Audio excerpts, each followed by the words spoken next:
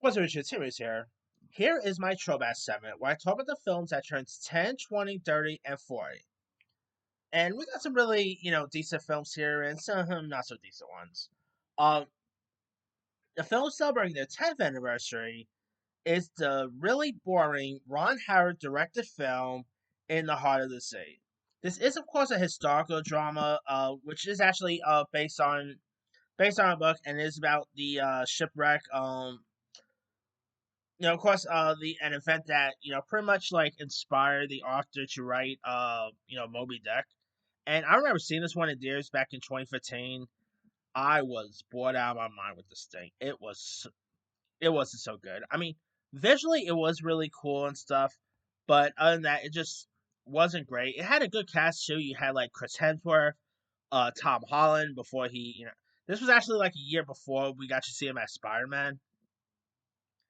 But yeah, this just nothing about it was all that fascinating. I definitely to me one of Ron Howard's worst. Like the most recent film he did with Sydney Sweeney, Jude Law, that was probably up there.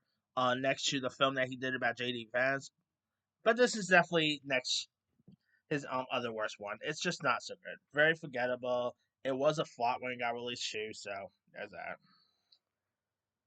All right, also turning 10 is maybe one of the best movies that came out that week, The Big Short.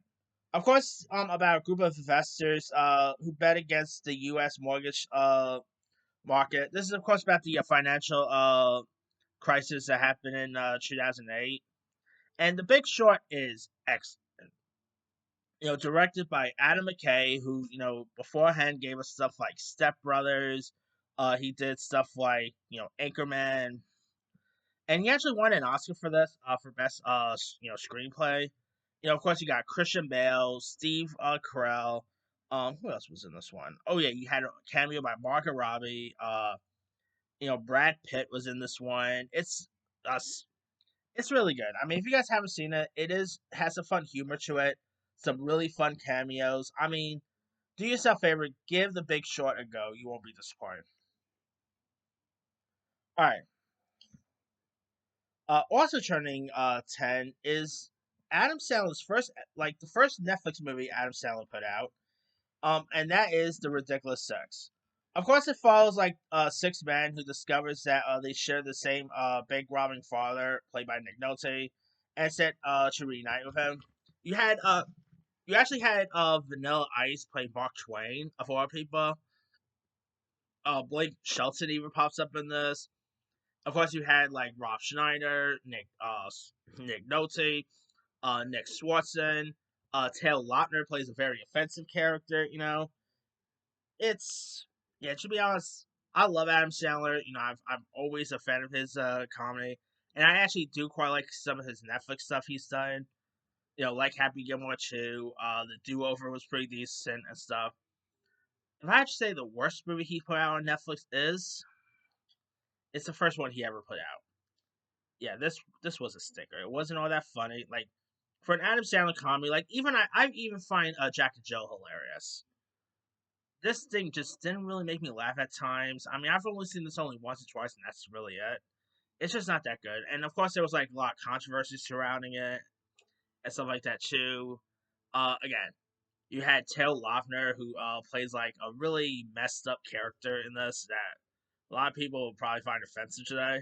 But yeah, to be honest, this is probably one of the worst westerns there is. You can definitely tell they were trying to capitalize on like Blazing Saddles and stuff, but yeah, definitely ain't no Blazing Saddles. All right, films turning 20, and we got some good ones here. Chronicles of Narnia, The Lion, the Witch, and the Wardrobe.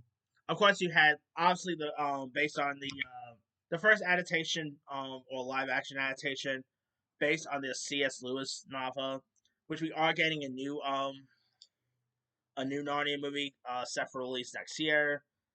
Chronicles of Narnia is excellent. I love the looks of it. The way they made Narnia look is terrific. Tilda Swinton as the evil white witch was always great. Although I admit, I cannot really think about Narnia without thinking about Epic Movie. Yeah, just look up Epic Movie. Like, just watch Epic Movie. You'll know what I'm talking about. But so, and And also, this past week, there was like a picture of like some of the actors from Chronicles of Narnia reuniting for the 20th anniversary. Pretty cool there. I mean, now of course the sequels, Prince Caspian and the Dawn Treader, they were okay, but I mean, they were bit step down from the first, you know. And also, we do got a new Narnia movie coming out coming out next year with Greta Gerwig directing. Interested to see how that's going to be. All right, also turning 20 is the Oscar-nominated film Brokeback Mountain. Now, of course, Brokeback Mountain stars the late great Heath Ledger, Jake Gyllenhaal. You know, won Ang Lee his first Oscar for Best Director. It obviously lost out to on Best Picture. You know, Crash won that year instead. I'm still a defender of Crash winning.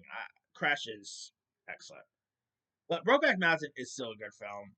You know, if Brokeback Mountain had won Best Picture that year, I would not complain one bit because Brokeback Mountain is a really wonderful film. You know, of course, like Heath Ledger, Jake Gyllenhaal was great. You know, I mean, of course, it is about these two cowboys who ends up, falling in love and stuff like that. Um, in the American West from 1963 to 83. It's still really a terrific one. Great performances by Ledger, by Gyllenhaal, and Halfway is great in this one. You know, of course, Michelle Williams, who I think actually scored an Oscar nomination as well, if I'm not mistaken. I mean, if you guys never seen Brokeback Mountain, people will probably call the movie woke today, but if you're not homophobe, go watch Brokeback Mountain. It's an 2000s classic. All right, also turning 20 is Syrania.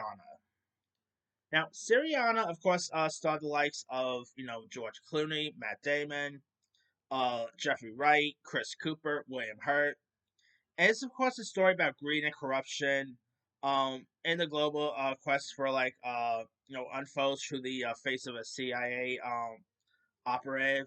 And of course, George Clooney actually won his first Oscar for this movie. I still think he should have won his second for The Descendants, but that's me. Syriana is still a really good one. I mean, it's not like George Clooney's best work. You know, like when I did my top 10 favorite George Clooney movies recent, Syriana was actually not on that list, but he was still great in it, to say the least. Matt Damon was terrific. Christopher Plummer was also great in this as well. It is a really decent film, just not my favorite performance out of it. It's like, to be honest, I think he has had other better performances than Syriana, in my opinion. That's just me. And it's from the same director who will go on to direct a little movie a couple years back called Doolittle. Yeah, hopefully he'll come out direct a shot after that. But all right, also turning 20 is Memoirs of Geisha. I can never pronounce the last name too well. It's of course a period movie directed by Chicago director Rob Marshall, starring Z Zhang, who I used to have a huge, massive crush on Z Zhang.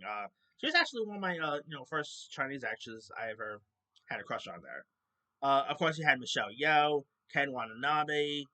Remember, Z Zhang was also in Rush Hour. I mean, whatever. Like, she doesn't do anything hardly anymore nowadays. I would love to see a comeback from her.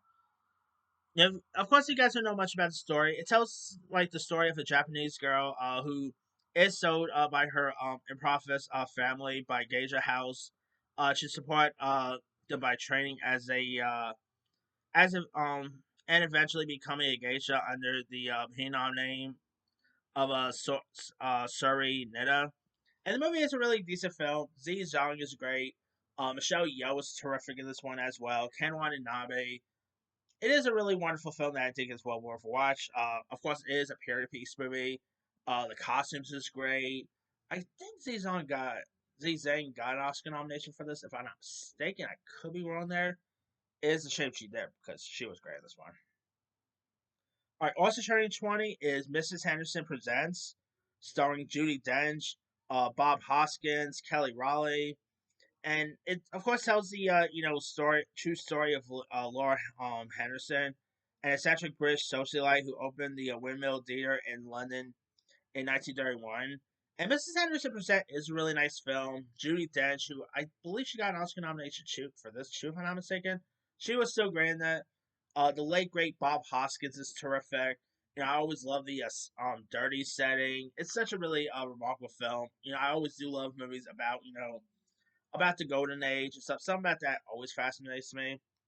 And this is a really decent one if you guys have seen. All right, also turning now films turning 30 this week. We got Father of the Bride 2. Now the first one is great, but I mean, the second one not as good as the first. I still quite had a fun time with Father of the Bride 2. Of course, you had George Banks, who must deal with not only with the pregnancy of his daughter, but with the unexpected pregnancy of his wife.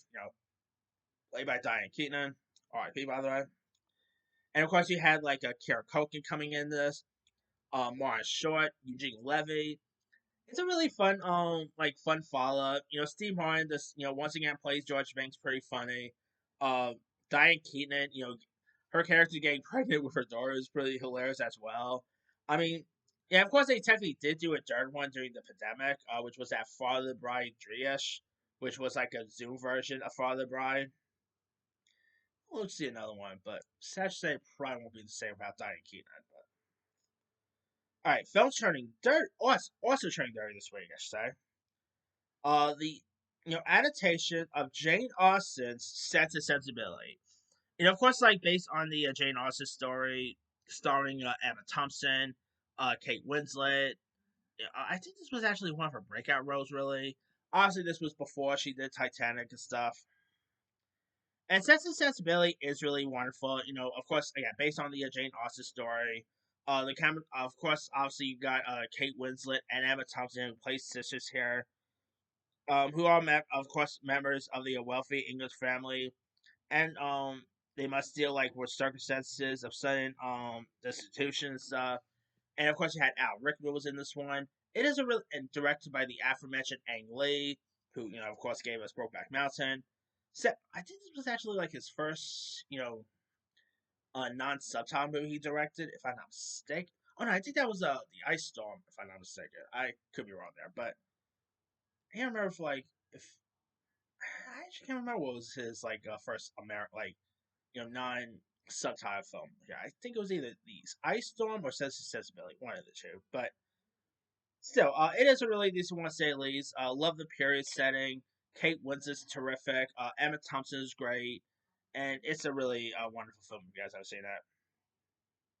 All right, now also turning dirty is Georgia, which of course stars Jennifer Jason Leigh, who has a complicated relationship with her older sister. Not a bad little film. Jennifer Jason Leigh is pretty good. Marie Winningham's terrific. Really good little indie there.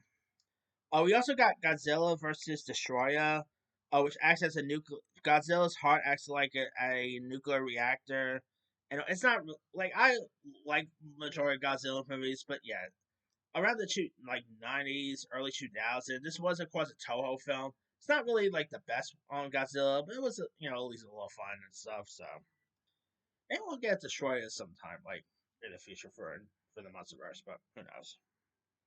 All right, film turning 40 this week. We got the Chrous Line, where of course hundreds of hopeful congregate at a court of Broadway dancers, and of course, you have four, like a Sarah director, Zach, and his, Brosnan assistant. While of course it ranks until they're left with 16 dancers and stuff. And this was directed by Richard Attenborough, who obviously you might know as Dr. John Hammond from Jurassic Park. But he also plays Santa Claus in the remake of Miracles at 34th Street. But he's also actually he has obviously actually directed before. If you guys don't know, he's directed stuff such as Gandhi. He's done some other stuff here and there. And yeah, of course here you had like Micah Douglas, Terrence Mann. He actually had two movies out that same week, so good, goodish Micah Douglas there. But yeah, Chorus Line is a pretty decent one. Great performance by Micah Douglas. Terrence Mann does such a good job here. Not a bad film there. All right. Also turning 40 is The Jewel of the Nile. Of course, a follow-up to Romancing the Stones, speaking of Michael Douglas. This is, of course, a action romantic comedy directed by former Cujo director Louis Teague and produced by Michael Douglas, who starred in as a lead reunited with both Kathleen Turner and Danny DeVito. And, of course, you know, This is, of course, follow up to Romance of the Stones, and it's a really decent installment. Like when Joan Wilder is abducted while on a trip along the Nile, and her boyfriend and pal Ralph rush to rescue her and a relative of the fabled jewel. And the chemistry, obviously, with Michael Douglas, Kathleen Turner's great. Danny DeVito's hilarious in this one. You also do got other additions like Christopherson, Alan Rudolph, Carradine. Really hilarious one. Again, it's not as good as Romance of the Stones. Romance of the Stones is still the best, but it was a really decent follow up. And again, the chemistry with Michael Douglas and Kathleen Turner is always terrific. And probably the best film on this list. Also turning for is Clue. Of course, based on a very popular board game, where of course, like it begins at like a dinner party, hosted by Mr. Body, where he admits to blackmailing his visitors, and obviously, it becomes like a whodunit murder mystery film. And you had a great cast. Like this was pretty much Knives Out before Knives Out became a thing. And of course, you have the likes of Michael McKean, Martin Ma, Madeline Kahn, Tim Curry, Ali Brennan. And when the movie was also released, they actually had like two separate endings, which I always remember seeing that one. I don't remember the separate ending. I mostly just saw the one. They don't really release like the separate like two different films nowadays of this nowadays. But yeah, Clue is still really decent one. Tim Curry is great. I love the settings here. I mean, if you guys never seen Clue, do yourself a favor, give it a go. It's a really fun one. And I mean, if it wasn't for Clue, we probably wouldn't have Knives Out. Or I guess if it wasn't for the original Murder on the Express, but yeah, I feel like Clue you definitely could tell that Knives Out very reminiscent of Clue. We are supposed to be getting more Clue adaptations. Like there's supposed to be a new Clue movie. Peacock's doing a new Clue, so there's a reality show based on Clue. So we're gonna be getting more Clue. But that's pretty much it. Let me know you guys. Which of these films stand out to you the most? To me, the 10-year one is going to The Big Short. The 20-year one is going to Brokeback Mountain. The 30-year one is going to Sensibility, two Ang Lee movies. And the 4-year one is going to Clue. Anyway, drop comments below. Don't forget to like, subscribe, hit that bell for notification. This is Timmy Time.